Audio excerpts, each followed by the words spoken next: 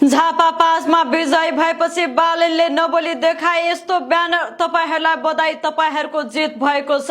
दर्शकबिन, झापा निर्वाचन क्षेत्र नम्बर 5 बाट राष्ट्रिय स्वतन्त्र पार्टी रासपाका उम्मेद्वार बालेन्द्र शाह बालेन निर्वाचित भएपछि मतदाता प्रति आभार व्यक्त गरेका छन्। अन्तिम मत परिणाम सार्वजनिक भएसँगै बालेन आफ्ना समर्थक र मतदाता समक्ष पुगेका थिए र उनीहरुप्रति विशेष धन्यवाद व्यक्त गरेका हुन्। निर्वाचन आयोगले सार्वजनिक गरेको अन्तिम परिणाम अनुसार बालेन शाहले 68,348 मत प्राप्त गर्दै ऐतिहासिक विजय हासिल गरेका छन्। उनका निकटतम प्रतिस्पर्धी नेकपा एमालेका अध्यक्ष तथा पूर्व प्रधानमन्त्री केपी शर्मा ओलीले 18,734 मत मात्र प्राप्त गरेका छन्। यसरी बालेन र ओली बीच 49,614 मतान्तर कायम भएको छ, जुन यस निर्वाचनको सबैभन्दा ठूलो मतान्तर मध्ये एक मानिएको छ। अन्तिम मत परिणाम घोषणा भएपछि मुख्य निर्वाचन कार्यालयले बालेन शाहलाई औपचारिक रूपमा निर्वाचित प्रमाणपत्र प्रदान गरेको छ।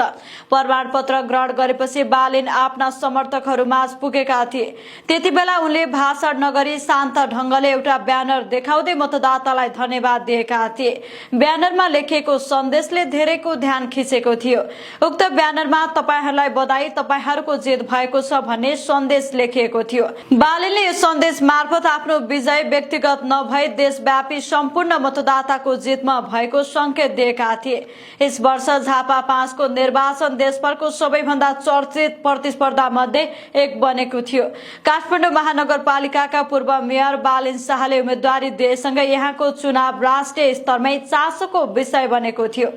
विशेष गरी एमाले अध्यक्ष केपी शर्मा ओलीसँग उनको प्रतिस्पर्धालाई लिएर राजनीतिक वृत्तदेखि सामाजिक सञ्जालमा व्यापक चर्चा भएको थियो। निर्वाचन जितेपछि बालेनले देखाएको सरल धन्यवाद शैलीले पनि धेरैको ध्यान खिचेको छ। भाषण नगरी केवल सन्देश लेखेको ब्यानर देखाएर मतदातालाई सम्मान व्यक्त गर्नु उनको शान्त र प्रतीकात्मक राजनीति शैलीको उदाहरणका रूपमा चर्चा भइरहेको छ।